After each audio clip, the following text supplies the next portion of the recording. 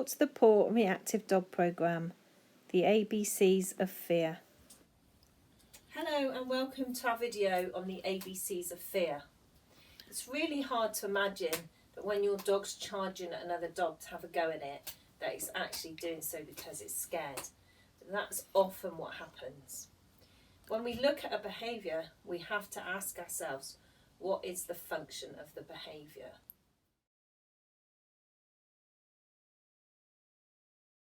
In order to determine the function and therefore the emotions behind the behaviour, we look at one of two things.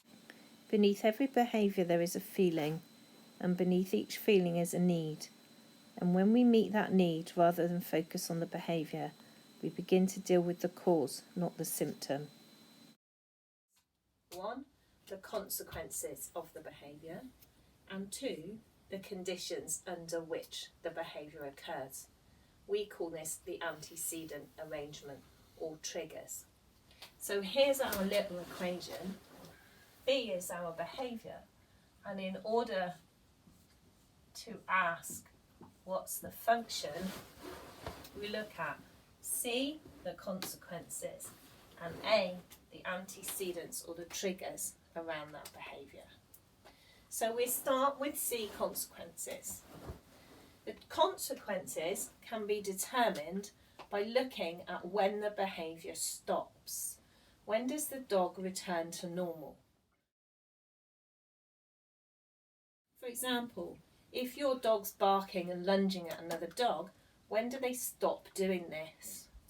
If they stop when the dog goes away, we can determine that the function of the behaviour is to increase distance or to move the dog away.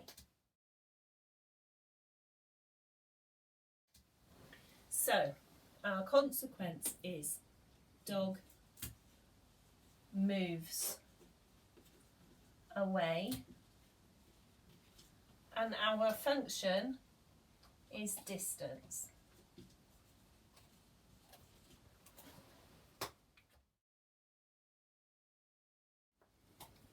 Your dog will escalate up the ladder of aggression if the dog does not move away or a person does not stop what they are doing to the dog.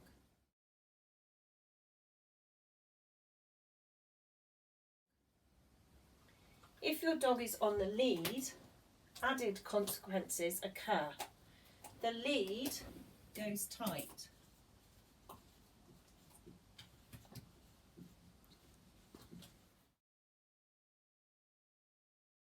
Sometimes we even yank the dog backwards and shout at it, and we cause extra fear.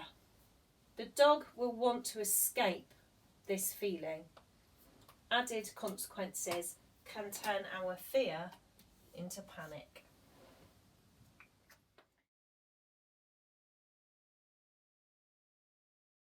The A part, the antecedent part of the situation, is when the behaviour occurs.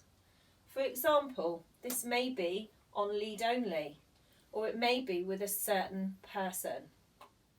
Putting the dog back on the lead can often get the dog to start looking for another dog.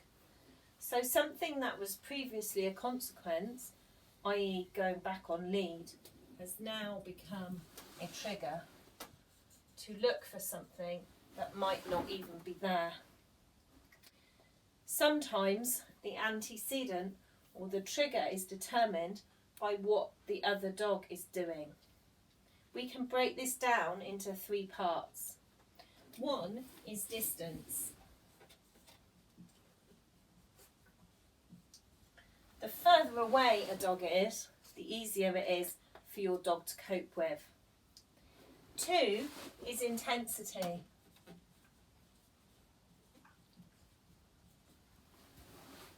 The pace of the other dog, the more aroused the other dog, the more difficult it will be for your dog to cope with.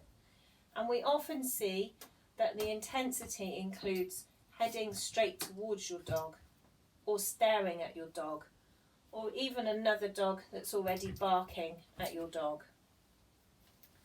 3 is duration.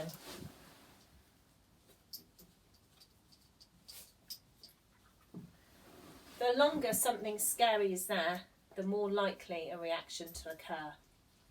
Some dogs are worse in familiar areas or at certain times of the day. There are a few other factors that make up this antecedent arrangement. Pain has been shown to be a major factor in a dog wanting space, either from dogs or people. Previous events where a dog coming towards you has led to pain now make your dog anticipate something uncomfortable, even if it is very unlikely to happen. They can hold themselves very tensely, and this can produce discomfort and stiffness. You will also hear us talk about arousal levels in general. The more aroused or hyper a dog is, the more likely they will be to react. And you will hear us talk about keeping your dog calm, reducing high impact exercise as a key to our programme. Other things fall into this area, such as temperature, being too hot or too cold, needing the toilet, or hunger levels. They can all play a role in how your dog is generally feeling. So in order to change the behaviour of your dog, we'll be manipulating the consequences and changing the antecedent or the trigger arrangements. At the moment, a dog appears and your dog barks, and the dog moves away. So the behaviour of barking is successful. In training, we will look at a dog appearing and moving away before your dog has a chance to bark. We will teach your dog alternative behaviours to get the other dog to move away. We will do so at your dog's pace. This is the ABCs of fear. Any questions, please feel free to pop me an email. Key points. Behaviour has consequences and triggers. The function of aggression in fear is to create distance. Distance is your friend. Pain can increase fear. Added punishers can increase fear. We will teach alternative behaviours by changing consequences and triggers.